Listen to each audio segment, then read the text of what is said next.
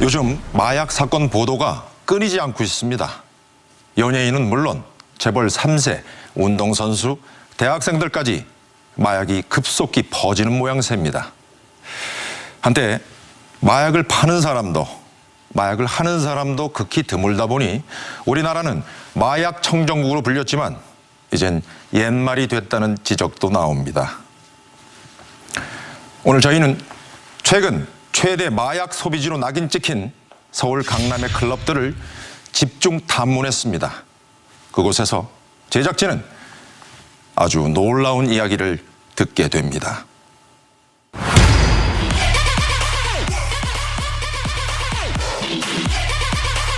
젊음과 부유함을 상징했던 강남 클럽들이 최근 범죄의 온상지로 지목되고 있습니다. 버닝썬 게이트로 그동안 감춰져 왔던 마약 범죄가 하나씩 공개됐습니다. 재벌가 외손녀 황하나 씨와 연예인 박유천 씨의 마약 복용은 국민에게 충격을 주었습니다.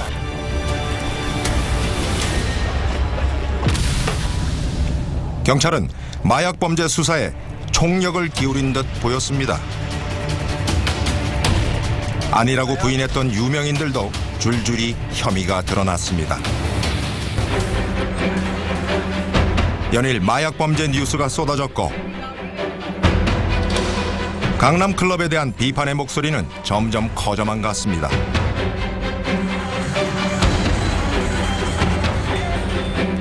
대체 이곳에선 무슨 일이 일어나고 있을까?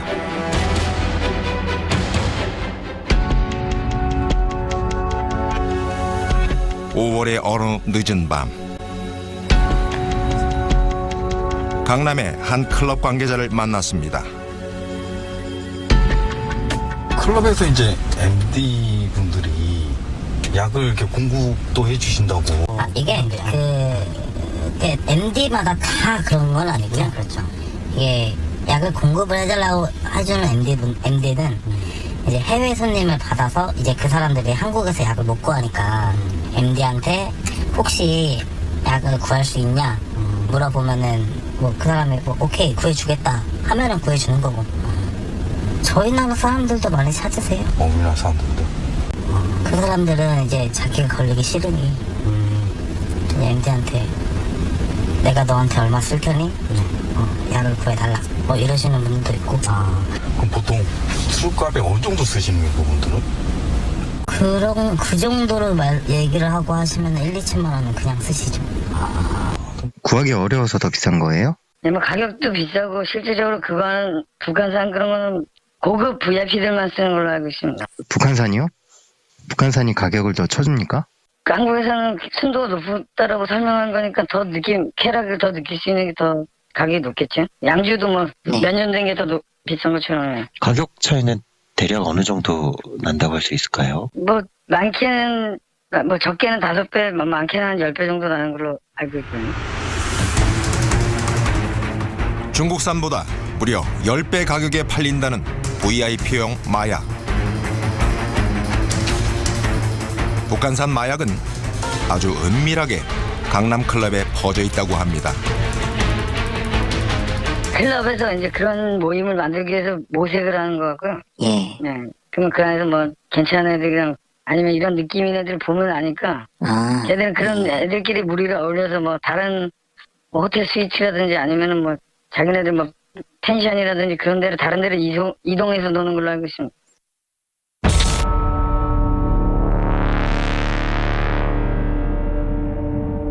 클럽에서 손쉽게 마약을 살 수 있고 여러 사람이 함께 할 만큼 마약이 퍼져 있다는 겁니다.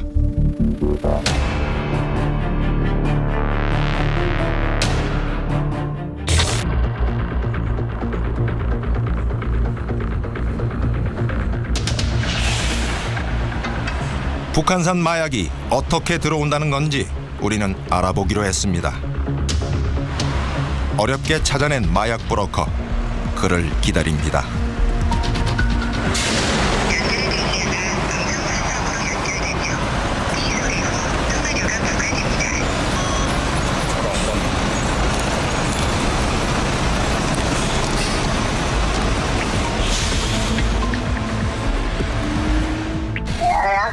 유튜브에서 한 블록 이쪽으로 오시면 됩니다. 네네, 알겠습니다. 네, 예.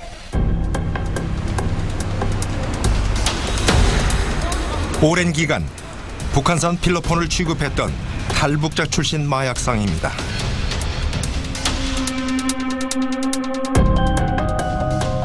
지금 제 상황이 좀 불안하게 보시는데 카메라 좀 이러죠. 꺼주시면 안 될까요? 카메라가 보이자 마약상의 신경이 날카로워집니다. 가는 거예요?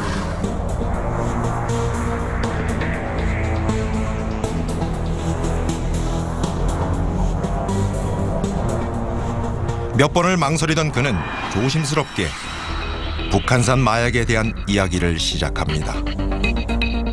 일단 중국 사람들도 있고 캐나다, 저 동남아시아 제가 다 다녀봤는데 북한산이라고 하면 최고로 봐줘요.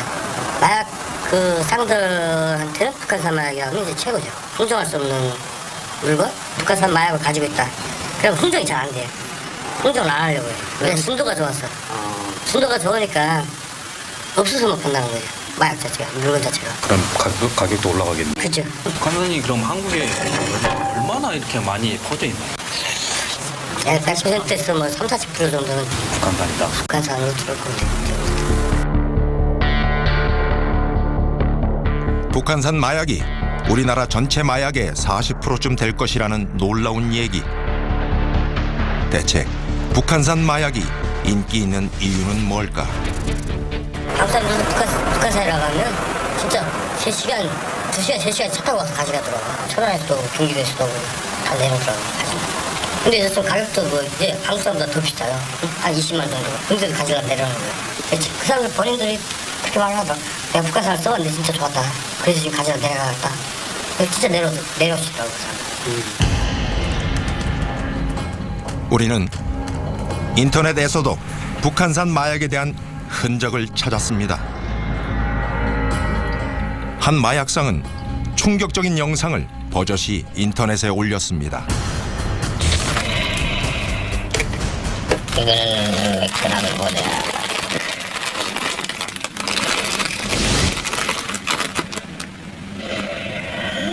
먹고 99g. 무려 3,300여 병이 동시에 투약 가능한 양입니다. 좋다 좋아. 기가 막히지. 아따 참. 오랜만에 진짜 옛날 북한에서 기가 막힌 거 나왔어요. 한번 보세요. 결정 한번 받아. 근래 보기 너무 진짜 좋은 거.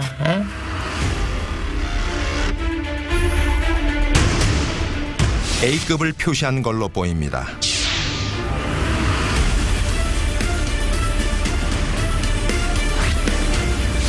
백색 투명한 결정, 필로폰으로 추정됩니다. 좋다 진짜 좋다. 해가지고는 뭐 좋은 게 뭐든 거야 모르는데 한번 해봐야 알지. 진짜 좋은 거니까 한번 해봐. 해보고 뭐 해야지. 뭐 말로 설명해봤자 뭐 그런다.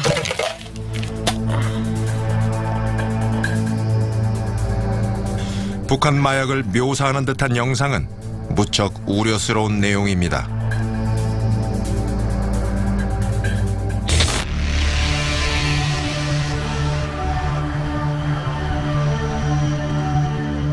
우리는 북한산을 취급하는 또 다른 마약 브로커를 만났습니다. 그는 북한 사람과 직접 마약을 거래했다고 합니다. 그리고 북한에서 만드는 거는 자체 공화국에서 만들 때는 걔네는 이만한 포장 주면 별이 이만하게 찍혀서 손바닥만 하죠. 그러면 순도 한 99%는 고위 관리들은 이제 통해서 나오는데 가격도 비싸고 지금도 가격 많이 올랐어요. 이게. 옛날에 뭐 한 1,500, 2,000원이면 샀는데 한 1kg당 지금 막 6, 7천, 8천씩 줘야 돼요.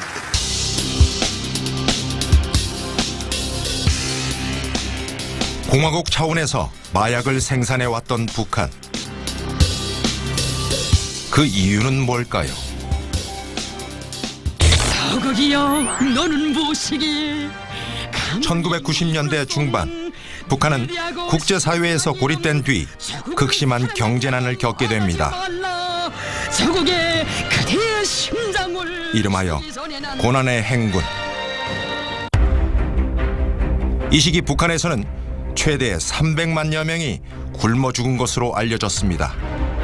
북한 정권은 이런 경제난을 버티기 위해 무차별적으로 외화벌이에 나섭니다. 국가가 먼저 막 죽어나가고 사람들 배급도 못 주고 막 끊어지니까 그게 2000년도 전이거든요. 그게 생산하기 시작한 게나 먹고 사는 문제 해결되면 그걸 만들래도 안 만들지. 하도 죽게 되니까 만든 거지. 북한이. 미국의 제네바 협정이 체결되고 그것을 위반하다 보니까 95년도부터인가 대북 제재가 본격적으로 취해지기 시작하죠. 북한전 보위부에 완전 무장 병력들을 갖다가 러시아의 마피아들하고 거래를 하는 걸 다 보조해주고 그걸 서포트해주는 이런 국가적 팀이 만들어져, 공작 팀이 만들어져 가지고 그 대북 제재의 어떤 어려운 상황에서 김정일의 달러를 보장하기 위해서 특별 그런 조직들이 만들어져 가지고 팔기 시작했죠.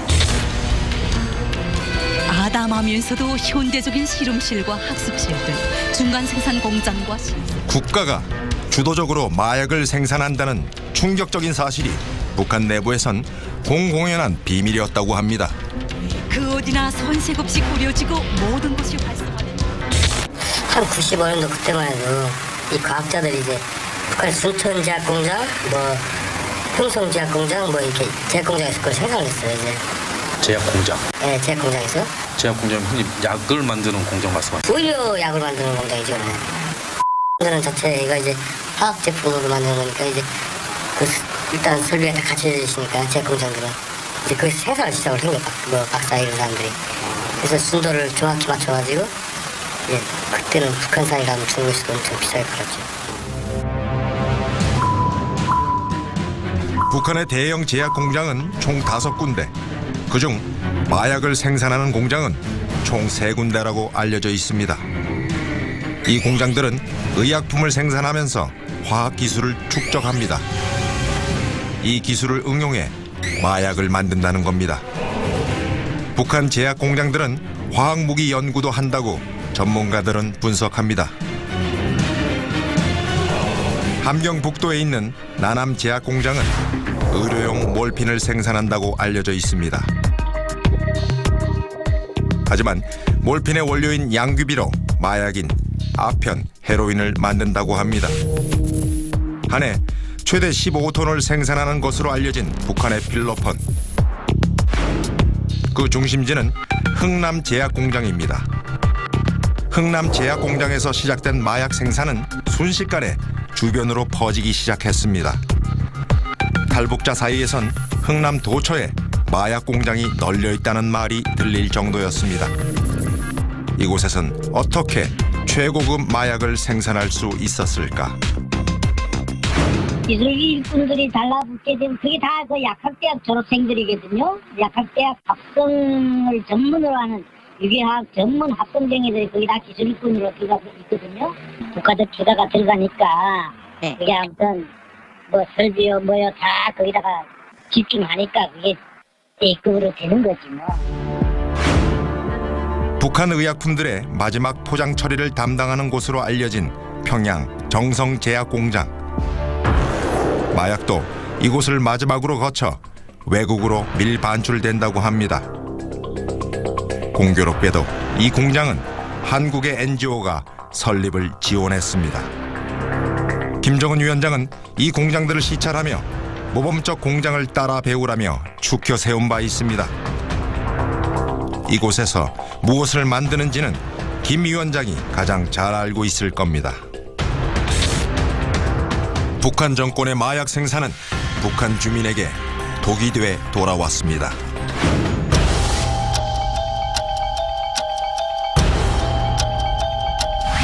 많은 북한 주민들이 마약 중독에 빠진 겁니다.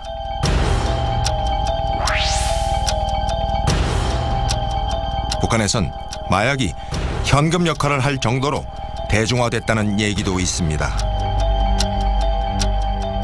제가 지금 언제 10년이 조금 안 됐거든요.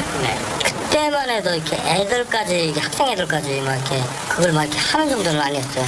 그 일진 같은 애들만 가끔 이제 하는 애가 있었는데 원체 한 6개월 된 애들한테 만나서 물어보니까 지금 학생 애들도 조그만 애들도 생일 파티나 이럴 때 갈 때 그걸 가지고 산다고 하더라고요. 이제. 북한의 마약 밀반출을 포착한 영상입니다.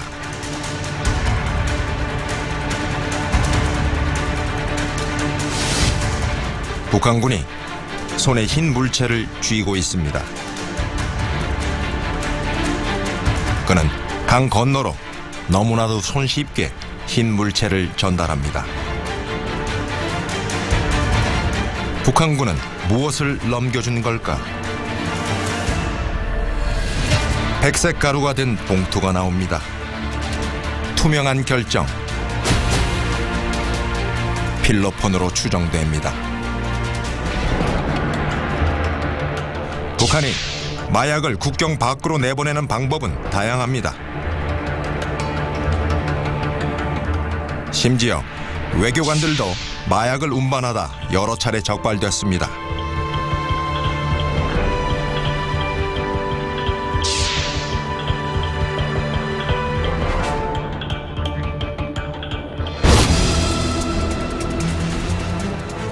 심지어 마약을 운반하던 북한 선박이 호주 군대에 응징을 당한 일도 발생했습니다.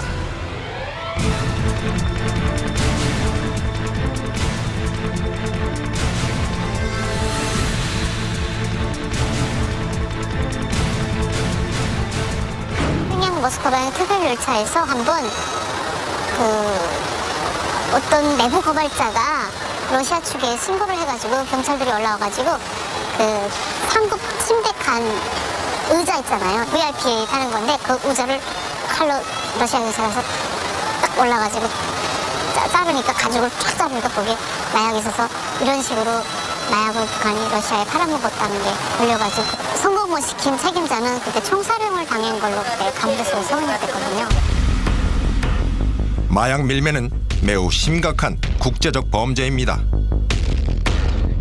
북한은 이에 아랑곳 않고 마약을 대량 생산했고 결국 우리나라에까지 북한 마약이 들어오는 겁니다.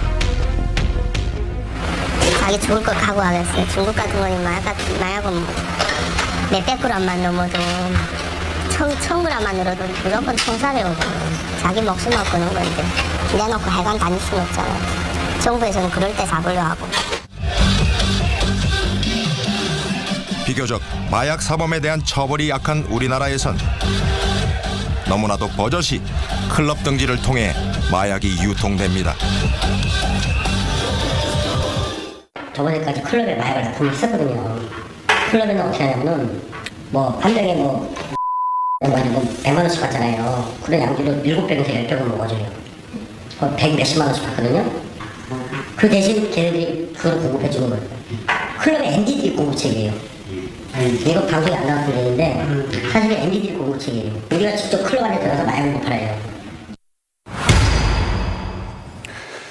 북한산 마약이 강남 유흥가에서 다른 마약보다 10배 비싼 값에 팔리고 있고 워낙 인기가 많아 가격 흥정을 붙일 필요도 없다는 마약 거래상의 말은 매우 충격적입니다. 그리고 북한의 전직 약대 교수와 탈북자들은 이런 마약들이 북한의 5개 제약 공장에서 조직적으로 생산된다고 말합니다. 국제사회의 경제 제재로 돈벌이가 어려워진 북한이 마약 밀수출에 얼마나 총력을 기울이고 있을지 추정할 수 있는 대목입니다. 그렇다면 북한 마약은 어떤 경로를 거쳐 우리나라로 들어온다는 것일까요? 세관도 있고 수사기관도 있는데 그런 감시망은 제대로 작동하고 있는 걸까요? 북한 마약이 침투하는 그 위험한 경로를 역추적해 보겠습니다.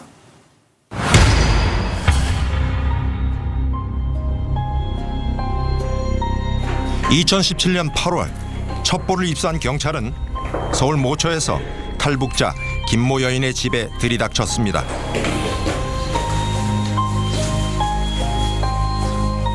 집안에 숨겨져 있던 마약. 용사 여기. 북한산 필로폰 총 4kg. 무려 13만 명이 동시 투약 가능한 양입니다. 그녀는 그 자리에서 긴급 체포됐습니다.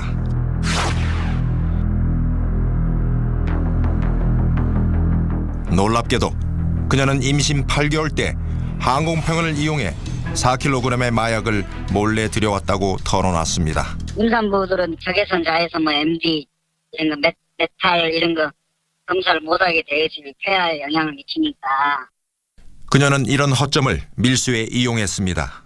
수색이라든지 신체 검색을 못하게 되어 있으니까 네. 인권 침해 때문에 들어올 때는 이제 프리패스한 거지. 그녀가 탈북자란 사실도 범행 계획에 유리했을 겁니다. 북한에 있는 동안에 탈북하기 전부터 했던 사람이 그 루트를 알아요. 그런 사람들이 탈북해서 남한에 들어와서도 하게 되는 거죠. 지난해 제작진은 여러 차례 북한과 중국의 국경지대를 취재했습니다. 보이는 바와 같이 북한 국경의 보안은 그리 삼엄하지 않습니다. 맘만 먹으면 낚시꾼마저도 북한과 중국을 손쉽게 넘나들 수 있다는 겁니다.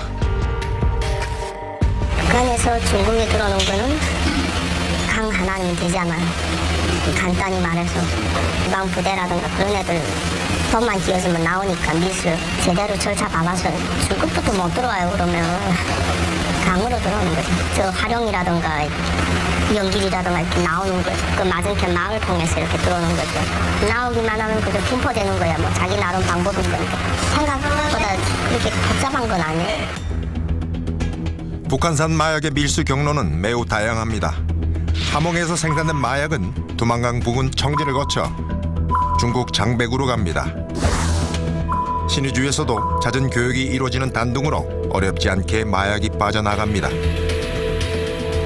단둥에서는 선양과 대련 국제공항이 가깝습니다. 두 공항만 넘어갈 수 있다면 서울 근교까지 도착할 수 있는 하늘길이 뚫려 있는 셈입니다.